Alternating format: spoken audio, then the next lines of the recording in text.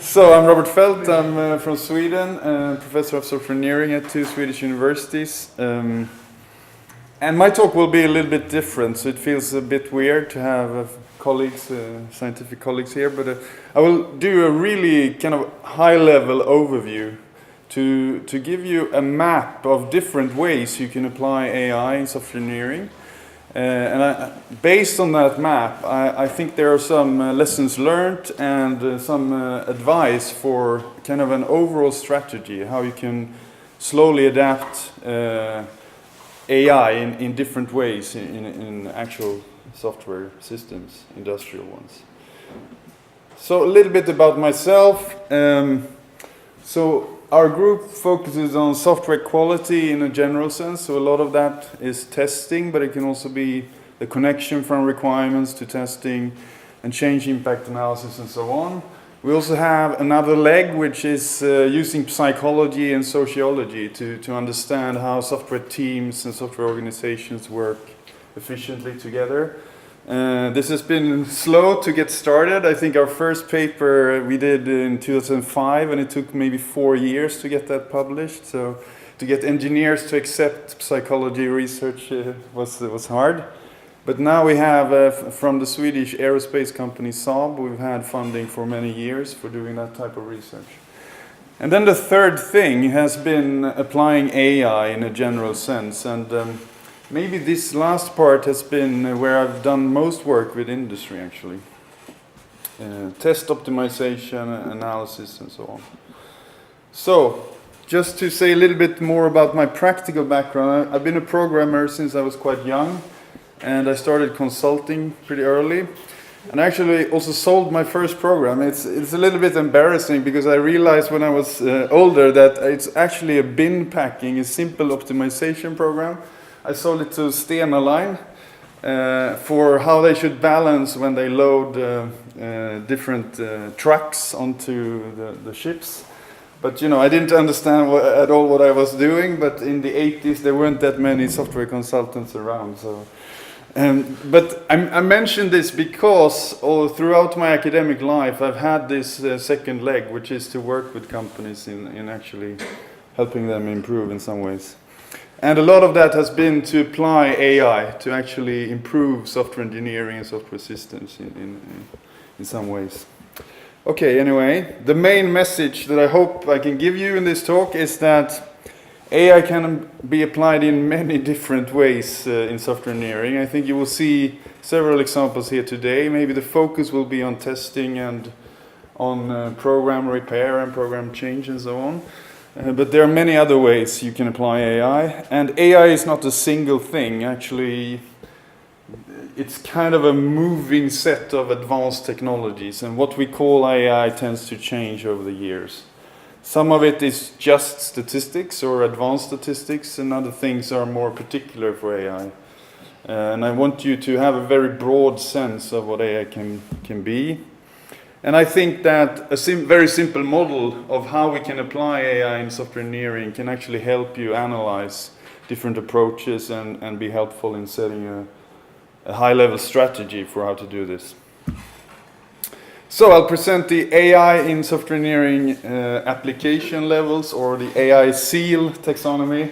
Very scientific there, right? Sounds good. The first dimension is to see the point of application. When and where is the AI technology applied? And I'll show you a little bit more, but basically this determines how big an impact the AI technology can have on the software's behavior, right? So if you apply something very early on to analyze requirements, then the effect you can have on the running software is kind of indirect, and you have a lot of time to kind of change the effect of the AI on the software behavior. If the AI is running in your software dynamically, this is very late, and you're very close to the actual running software and its behavior, and then you have less control over how that AI affects the behavior. So the point in time and where it's applied is maybe the most fundamental level. Then, of course, it's the type of AI. So there are many types. I'll show you at least the 5 main tribes or groups. and they are like 5 different schools. So these communities in AI, they almost never talk to each other. And then there are supporting technologies, like we heard about clustering. And you could actually argue that natural language processing is also between these tribes. It's more application of these different styles of AI. Then you have the level of what the AI is automating. So you can, there are scales already from the 1980s where the level 1 is that you basically, it's fully manual. And there's a human operator or human developer that is manually doing the task. And then this scale, I will show you the scale later. You go up to the level 10 automation, which is a fully autonomous AI, which doesn't even tell you what it has been doing, right? So it's fully autonomous. And you can hear about these scales also now for autonomous vehicles. They've shortened it down to 5 steps, but these older scales are quite interesting. Then there are many other dimensions. I've mentioned 3 here. I'll focus on these 3 in the talk. But for example, the shape of the thing that the AI is affecting. So for example, you can have an AI that helps you develop the software itself, but the shape of the thing, the output from the AI is a normal source code in a sense. So for example, program repair that you will hear about later, very often you get actually C code or Java code that looks like normal in some sense, maybe except for the names of the variables and so on. Source code you will look at. But you can also have, obviously in autonomous driving, you have big neural networks that is actually running in the software, and then the shape of that artifact, shape of the software looks very, very different. So it doesn't look like a normal C program in any way.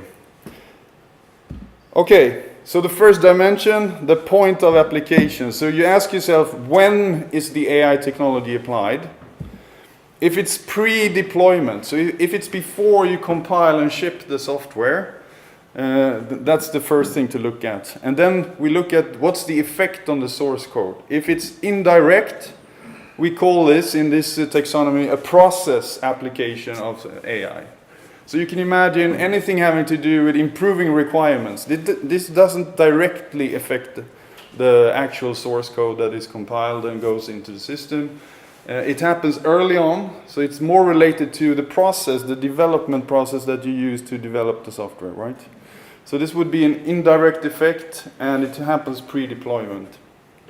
If it's a direct effect, then we call it a product application. So the AI is applied directly on the source code that goes into the deployed system, but this happens before deployment. So you still have more time to actually analyze and see if you want to let this go into and affect the software behavior.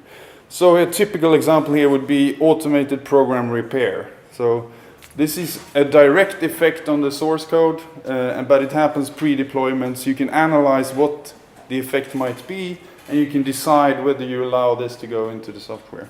So it's not a process application, it's a direct application on the product itself. And then of course, if the AI is active and affecting the software during execution, we call that a runtime point of application, and then we see here that we have at least these 3 main overarching types of applications of AI. So it's very simple model at this point, and you can of course go into these different areas and define further. I mean, naturally here for the process you can look at what type of artifact is affected and so on. But this is a very high level overview. You have these 3 types of application points. The type of AI technology. So I don't know if many of you have read the recent book by Pedro Domingos. So he's the professor in Washington, in Seattle, Washington State in US. Very famous AI researcher. And he's interesting because he tries to combine different AI techniques. Most well-known AI researchers, they are in one tribe. They only have one type of technology that they develop, but he tries to unify them. But first, what is AI?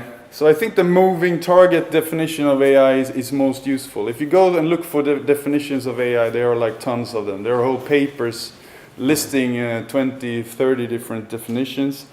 But I think this one is most useful for you here and in software engineering. It's basically the stuff that we don't do that people currently do better. So this is like an expanding, it's always changing and moving, right? It's not like AI is a certain threshold and when we reach that, then it's AI. It's more that the things that computers cannot currently do, but people do better.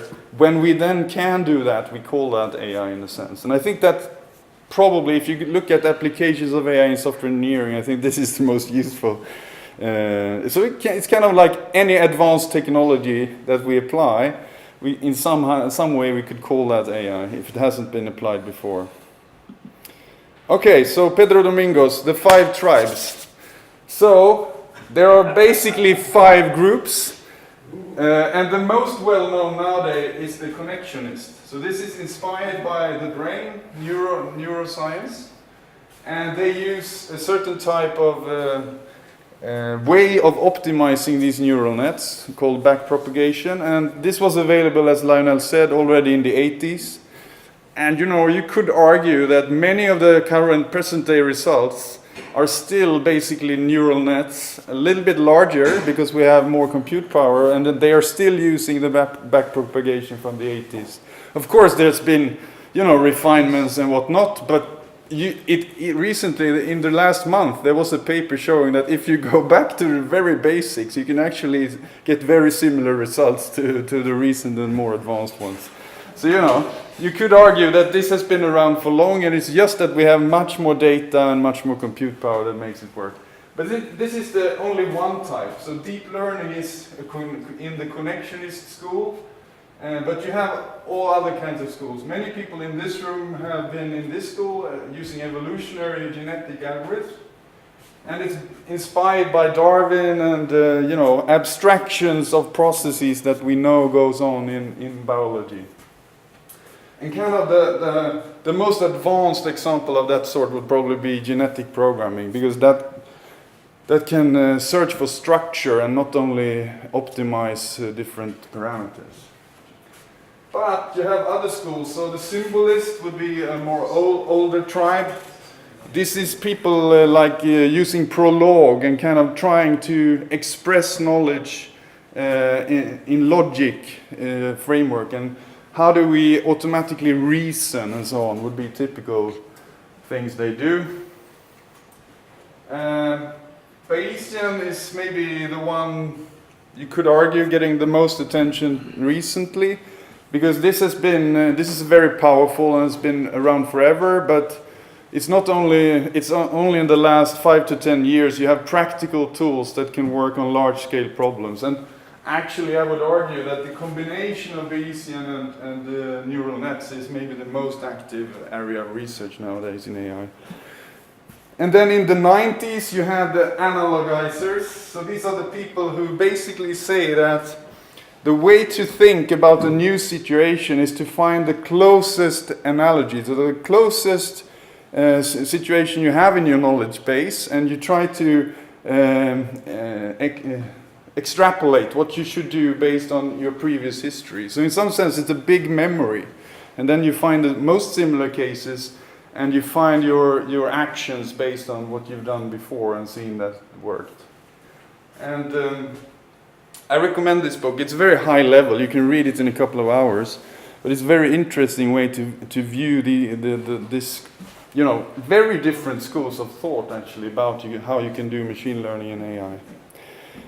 And of course, then you have supporting technologies that are used by all of these different schools, and they basically boil down to some kind of advanced statistics. You know, search, optimization, clustering. All of these techniques can be used in all these different schools to combine different algorithms and so on.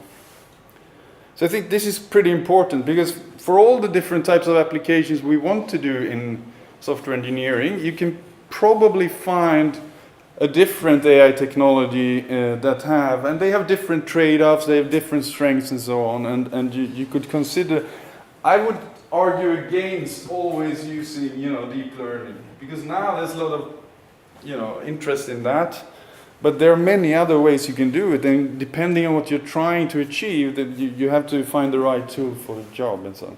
And I think, you know, in the coming 10 years, the focus will be on combinations, for sure. I mean, it's very clear that if you combine a Bayesian approach with neural nets, you can get very powerful results, for sure. Okay, so the automation level, I'll just do that very briefly. So this is actually from 1980 in Sheridan. So it's from user interface design. So it's a general model for levels of automation. So here when you're low automation level, then the computer only offers you nothing. The human must take all the decisions and all the actions by himself. So it's kind of the ground floor for this scale. And then on level 2, the computer does some computation based on the data it has, and it offers a set of decisions or actions. But it's up to the human to do whatever with that. So it's a very basic type of level. It's kind of like a decision option algorithm. It just gives you different ways and ranks them possibly on their effect on the problem that you've been looking at. Then you can go to basically narrowing down the set of alternatives. So now it's recommending an order of the blocks, for example, that Lionel talked about. And the higher level is that it suggests a single alternative. This is the action I think would have the best effect, and shows you why maybe. And then you come on level 5 and up, you come into situations where the AI is taking action. So for example, this could be if you have an automated test optimization framework and you've tested it for some time, and at level 5 you would allow it to automatically optimize the order in which you run your test cases, because you trust that it will not make any serious mistakes in that. And of course, this goes on then to level 10, where basically the AI is doing, it's fully automated and there's no... It ignores the humans. You can then understand all the fear that people have for AI taking over on level 10. And the point of these 3 dimensions is that you can then analyze different levels of risk.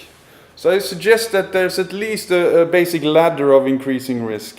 For example, the product application of AI in software engineering is more risky than a process application. Okay? If we directly manipulate the source code, this is more risky than if we just try to optimize the test cases, try to extract more knowledge from the requirements or something like that.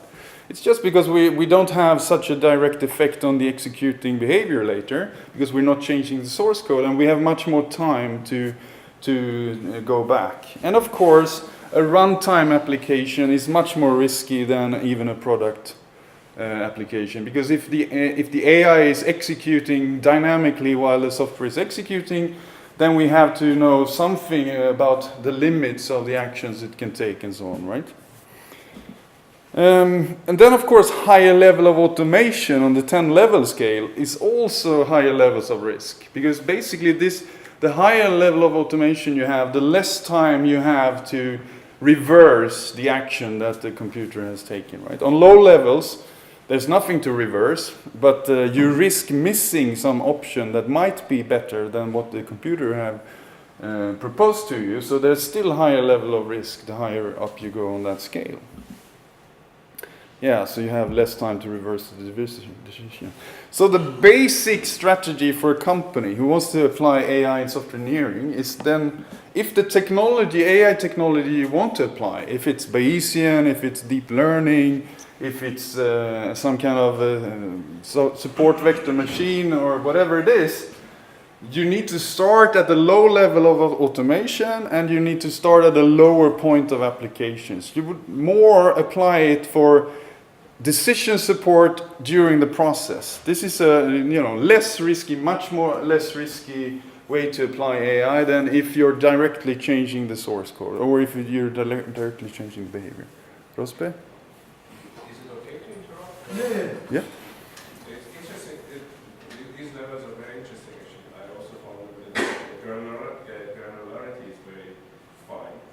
But if you compare it with the same sort of concept in automation, in automobile industry, Yeah, then yeah. you see that there is something missing here, which is the different dimensions of the system. Yes, yes. Because your system is not just one aspect. Yes. It can actually be at a very high level only in one aspect, thus having low risk, because that aspect is not that important. Yes, The yes. product is a multifaceted product. I agree. And even Sheridan or some of the references that are based these automation levels on, they have there are models for like different cognitive processes, and what they do is that they typically apply these 10 levels on the different. So then you get away from the implementation of the system in a sense, right? And you can look at different types of actions or different types of processes and stuff. Yes, but you know, for 40 minutes I had to abstract it. Yeah. But for sure, I can also point you to references for this because this has been studied more in traditional automation in manufacturing more than in software engineering, I would say. But basically, you see the thing here. I mean, a company shouldn't jump directly into putting a neural net in their running software. You know, you need to build up that knowledge gradually until you get to that point. So it's obvious in a sense. So what you do is that you build more experience with the technology in process applications. And then you learn about the technology, and then you expand out to more advanced uses of AI. So you can view it then as a kind of a ladder. You should, very rarely go directly to a runtime application. Because no matter if you have an expert consultant or researcher helping you, I mean, the risks are evidently too high. So you need to build up to that step. Okay. So if we put them in a 2D here, just a conceptual diagram, you start here and then you can branch out, expand out. And often it's easiest to start somewhere in process or somewhere in between the process and product applications and to go for higher levels of automation. Because in order to go out here, the AI itself needs to work quite well, right? Because otherwise you wouldn't trust it enough to go up to level 5 and above. And then I would say going for low levels of automation but going closer to the runtime. So in the runtime would be that type of software application where you can stop the execution and ask the user for input on the actions, right? And then, of course, the holy grail is up here, because that basically means we can sit on a beach and sip our beer in some sense, right? But, of course, the gain is very high up here, but also the risks are very high, right, obviously. How are we on time? Yeah. No, I have more. What time is it? No, it's supposed to be started 20 minutes early. No, I started on my time, yeah. I won't, Yeah. But I think it started at 9:40. So I'll show you 3 examples if we have time. So test optimization is obviously applied in the process. It's about reordering, optimizing the testing, but it's not directly affecting the source code. I'll show you something that we've been working on lately, which is automated programming, but it's very focused on a very small application area. And then something from Google, they published this on the December 11th, which is partly a runtime application, which is they optimize database indices using neural nets, and they can dynamically learn and adapt actually. So test optimization, this will be a very high level view. This is something I've done for 10 years with first Ruag Aerospace, which is a Swiss company who bought the Swedish company doing satellites and stuff in space that was previously owned by Saab and Ericsson together. And then this work I've also done together with Huawei, with Per Volmer's team, and also in Shenzhen during the last 2-3 years. But I will not show any data or results from these companies, obviously, so it will be general slides here from open source data. The basic approach we use is that if you just get a lot of data about whatever it is you want to analyze in your software engineering process, if you just visualize the raw data and you have a discussion among the stakeholders, like the project leader, developers, testers, and so on, you can learn a lot about what's working or not in your process. You don't need advanced AI or statistics to do that. Then the next level is to add some statistics and optimization. Then the system can suggest improvements. So, for example, these test cases always fail together, so you don't need to run them all at the same time, for example. And then if you do this automatically online, so we had a system at RUAG where they have a big screen, a 50-inch screen with the morning stand-up meeting. And there they could see these analyses and they could sort of learn what's been happening in our development recently. Then you get continuous improvement and learning in the team, if you can do that. So here's from one very large system. Every row here is one test case, and every column is one execution of that test case. So green means we executed this test case here, and it passed, right? Red would be we executed this one and it failed. And then time goes on and you evolve your system and so on. And the white one is we don't know, you know. The test framework didn't run, we don't have any information, so we're lacking something. So we have these three states in the outcome. And this is a very now zoomed out, so the resolution cannot show it, but I think the actual system here had something like 9,000 system test cases, and they were executed during 2.5 years or something like that. And what we can see from this is that there are a lot of patterns, right? I mean, it's very regular. This is not at all a random process. So obviously we can train AI models to predict what will happen in the future. You know, this works extremely well. So what we do is we have all the data, we go back in time and we build a system. We build one model per test case here. And then we just play forward in time and we update this model so that it becomes better and better predictor of how each test case will behave tomorrow, in a sense. So we kind of slide here and we improve the model as we go along. And 10 years ago I thought, wow, I will take my genetic programming, my cool algorithms and apply to this and I'll find a very complex model for each test case, right? So we did that and it works great. Since then we learned that very simple statistical models is almost as good. And we tried neural nets. So this is one of the lessons learned, that you almost never need these very advanced AI technologies to get large benefits in software engineering. This is a lesson learned, actually. So what do these models give you on average? So here is, if we run all the tests that we have, and here on this scale is how many percentage of all failures can we find. So if we run all test cases we have, we will find all failures, because we will not find failures of the system that we don't test. So this is obvious. So what you want to do in test optimization is to go as far as you can here and as high you can there. You want to find all failures, but you want to run as few test cases as you can, because you want to deploy more, you want to run them whenever there's a change, and for many reasons you want to be very low there. If you look at what's the best possible, this is the best possible curve, which means you have to run like 2-3% in industries, typically how many failures you get, right?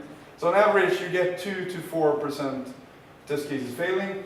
Before you reach 2% here, you cannot find them all, so this is the best possible. After that, you need not run any other test cases, because they will not show you anything. They will not provide any information. So any test optimization technique should be between these two curves.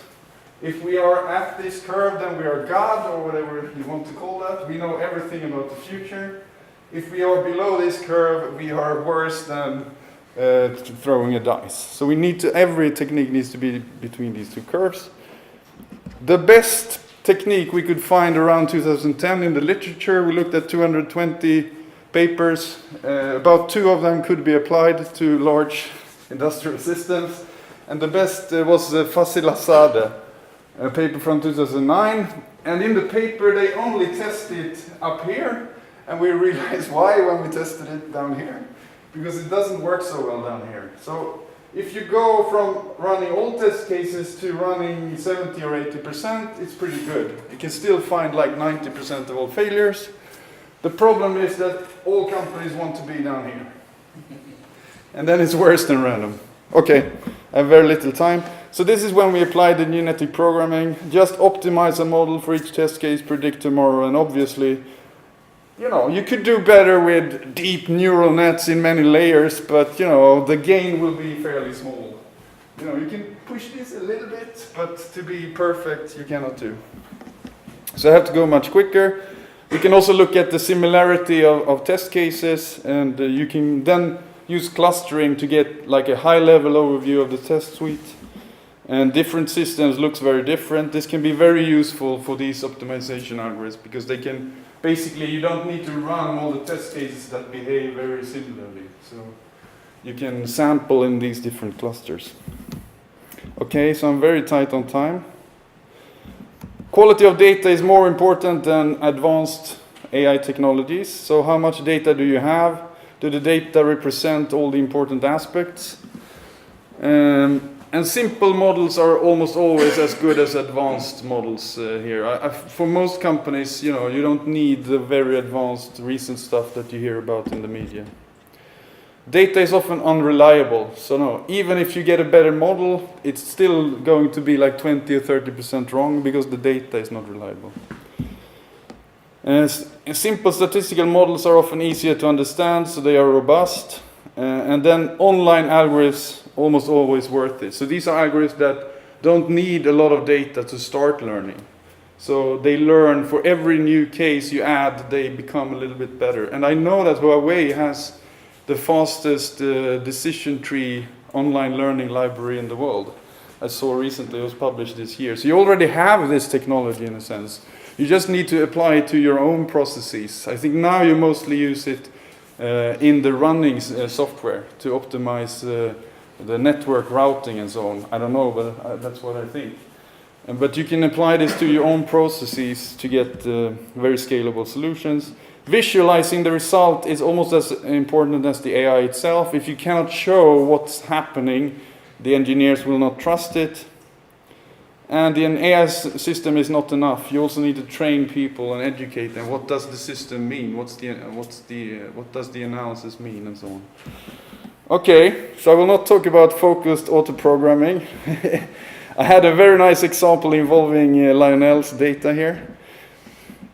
So the example is how do we do automated web extraction? We just point the system to Google Scholar and we want to know how good a scientist someone is. So we want the software to extract information from web pages. So we want to get back JSON files, and we used Vic Basili here. So we want the software to extract these two numbers and tag them correctly, right?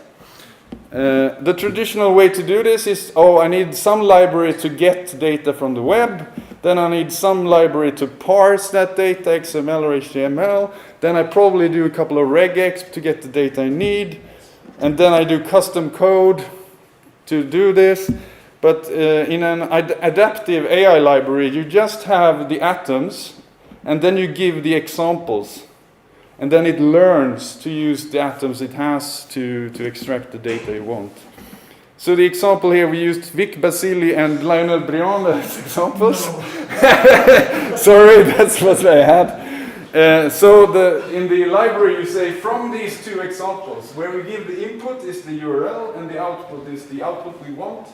And the system will use a genetic programming algorithm to search for the specific program that can extract this information from these pages. And then we apply that to a new URL, and then we get the data for Barbara Kitchener. Anyway, that's an internal scientific joke there, but that's the type of, I think this is more likely to be a product application of AI in software engineering in the coming years than directly automated programming. So it's very focused. It can solve a certain type of task, but it can adapt to the specific examples that you have. And then I will not go through then the Google result. You can find that on archive in the slides, but it's very nice. Instead of using traditional database indices, they put in a neural network here So instead of very deterministically finding the likely position of an element in the database, they use a fuzzy kind of model to predict this. And the results were staggering. So they had speed-ups of 60 to 70% with 99% memory used. So it's pretty amazing. So they kind of condense a very large deterministic model into a fuzzy one, and they get most of the benefit from that. So it was released last week, and I recommend you check it out. Okay, summary. There are a few key dimensions you must look at if you want to apply AI in software engineering. One is the point of application, the other is the type of AI technology. If you also look at levels of automation, you should start at lower levels of risk and then expand out from there. And I showed you a few examples, including the test optimization. Thank you. Thank you very much.